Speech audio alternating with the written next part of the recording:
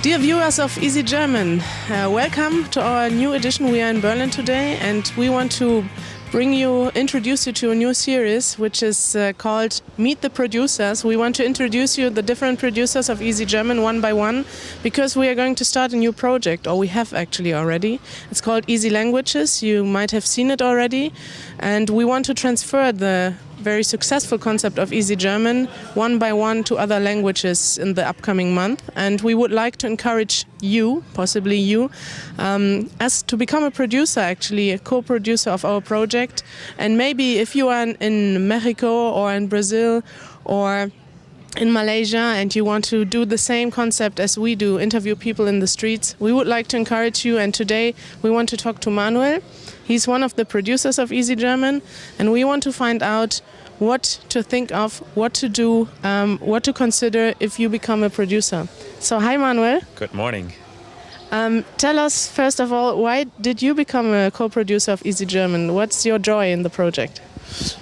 So, I don't really remember how it started. I guess Janusz just asked me one day, hey, do you want to moderate one of the episodes? But why do I keep doing it? It's just a lot of fun.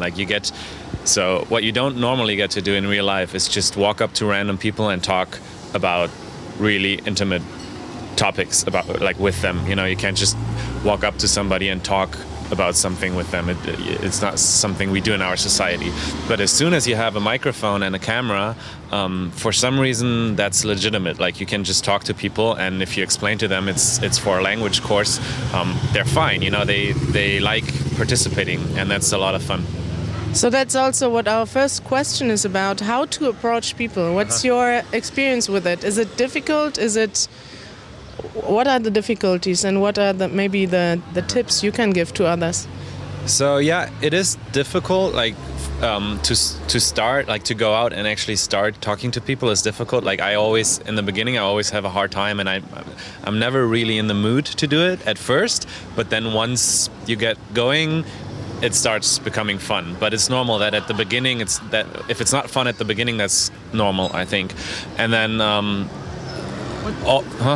What our viewers don't see, for example, is they see the perfect cut. Exactly. They see the best scenes. Exactly. So what can you say? How much is behind that? Of all the interviews you do, how big a percentage is the one that you see in the final cut? So I'd say at least half of the people say no. At least half of the people won't answer your questions, and that's fine. You don't have to be angry at them. People just don't have the time or just don't want to talk to you. That's fine.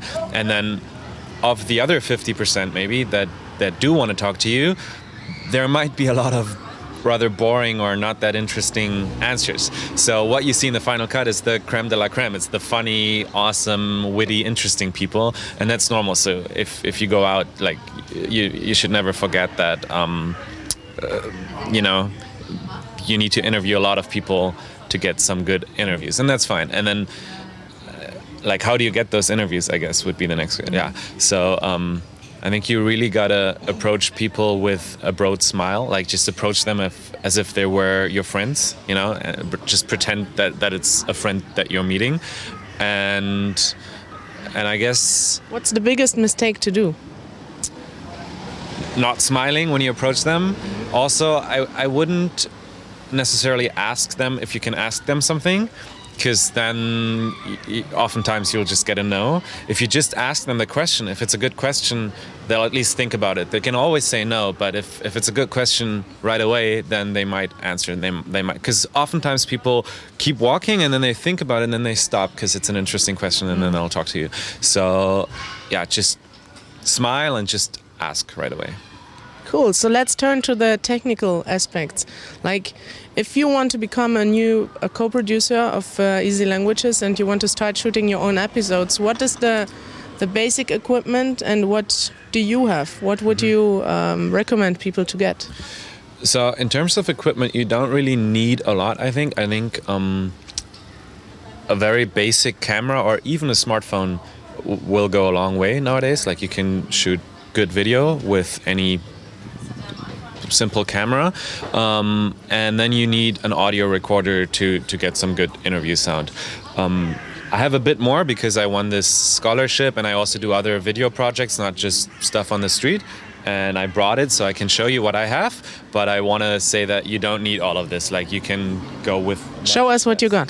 So, I shoot video with a DSLR. It's a Canon 60D, which we use right now to record this.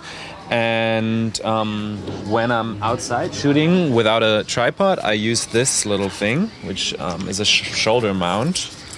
It goes. Oh, can't really use it, as you can see. Yeah, you just mount it on your shoulder, and then the DSLR goes here, so you have more stability. Because with the DSLR, you don't really have an image stabilization usually, so this is important. Then I have this viewfinder that I use because with a digital DSLR you have to pull the focus yourself, which is really hard. So you need this to see if you're in focus, and that's why I wouldn't necessarily recommend this even, because for like short films and stuff this is great, but on the street like a small Sony camera like we're using there is much better. But if you use a DSLR you want a viewfinder. And for video that's pretty much it. So I just use that. I have some other stuff like a filter and stuff like that, but you don't really need all of that. How important is the sound? How important? Yeah. So what percentage does it make of a good video? I don't know if you can. It's at least as important as the video, if not more important, because especially with what we're doing, you need to hear what people are saying. So I use this this microphone. It's the Rode NTG2, which is a shotgun microphone. You can mount it on top of the camera if you using this. Hold on. Using this, you can mount it on top of the camera, but you can also use it as an interview mic. And I feed the audio into a digital recorder, which I use the Zoom H4n, which has XLR input, so you can feed the audio in, put this in your pocket, and that's how you record. But there's and then I sync the audio in post-production. And there's a simpler solution, which is this little thing. It's a Zoom H1. There's other companies making these handy recorders, which are not expensive at all, and you can use this to record the interview right away. Like, you can just use the internal mics, record your interview like that, and then sync the audio and the video in post. And how expensive is it? This is around 100 euros. So compared to a lot of the other stuff, this is not very expensive. So if you are really a beginner, so what would you think? What is the minimum you need to invest? In terms of money, I don't know. In terms of equipment? Preferably nothing. Yeah. So preferably just some kind of a video camera that's decent, and like I say, like a good smartphone nowadays will do, and then an audio recorder like that, so you can record good audio. So not really all that much. Okay. Yep. And something more? I have this, which I'm a little bit proud of. It's a bag that you can attach to your leg. It used to say security, but one of my friends made this. Yeah, she stitched a director sign, which is awesome. And this is it doesn't only look cool. It's very useful because you can put batteries and SD cards and all the little stuff that you need during the shoot inside, so you can always reach. Yeah, and that's pretty much all you need. So then let's come to the post-production. What do you need to consider when you do post-production? So in terms of software, you need some kind of editing program. I use Final Cut Pro with this, which is rather professional, but you don't really need anything like that because it's all we're doing is cutting out the scenes that we want. It's really basic. It's not a feature film. But so, you need at least the subtitles. Does that disqualify some certain programs? I guess, yeah. So you need to do the subtitles, but there's different options to do that. So I think Final Cut, iMovie, or some other software suite that lets you edit video and do the basic stuff will do. So, yeah. I don't know. I don't have really any. I don't have software recommendations really. But I use Final Cut, and then to sync you somehow need to sync the audio. So I use Final Cut has a feature where it does it automatically. There's also a good software called Pluralize, which syncs the audio, but that's a little bit more expensive. And if you want to do it for free, all you got to do is when you start shooting, you clap 3 times. so you have, like in the waveforms, you'll have 3 spikes, and then when you edit, you can sync them manually. So then let's talk about the content when editing the material, because this is very crucial, and it's maybe something special that we try to do is to, you come home with a lot of stuff, you have maybe 1 or 2 hours of raw material, and then you want to make like a few minutes out of it. What is, for example, what is the maximum length that you would recommend for Easy Languages episode? Yep, so the medium we work in, YouTube, the internet, is very ephemeral, to use a scientific term. It's very short. People don't want to necessarily watch long-term stuff. So you want to be short and to the point and kill all the stuff that isn't really, really good. So in terms of length, I think you want to go for 4 to 5 minutes maybe. So make it as short as possible. Keep the really good stuff and throw away everything else. Is that hard? It's super hard. I always end up, like, my first cut is always 15 minutes. And that's the stuff that I want to keep. And then I'm, okay, now I got to say goodbye to a lot of good stuff. But then in the end, it pays off because you have 4 great minutes. Yeah.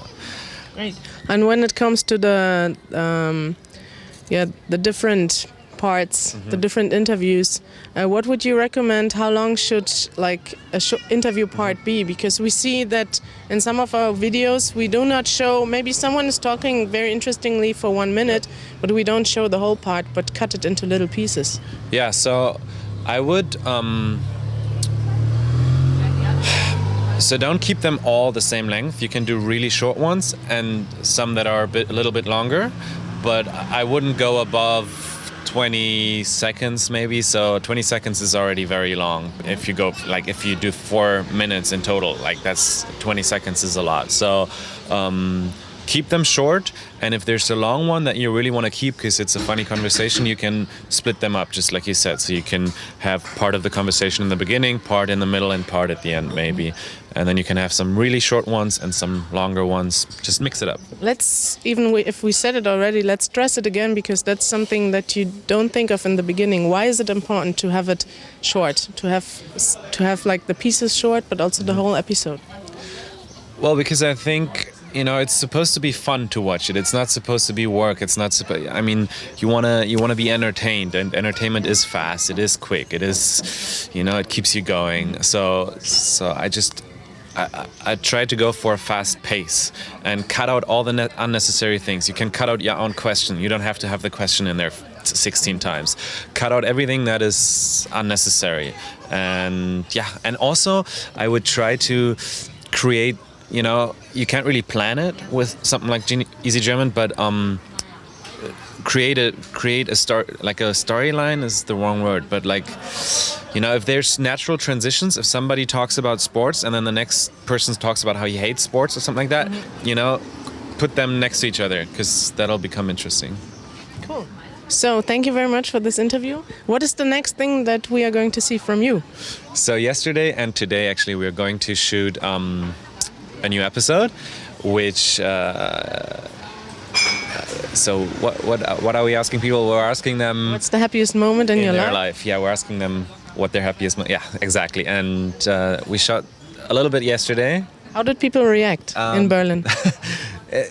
Just like we said in the beginning, a lot of people didn't want to answer, but some of the people that just shot out an answer. I'm like, what's the happiest moment in your life? And they're like, when I was running the marathon in New York and the helicopter was flying above me. So some really good answers. And we'll see what we come up with today. Cool. So we're very much looking forward to see that. Thank you. Thanks, Cari. Bye-bye.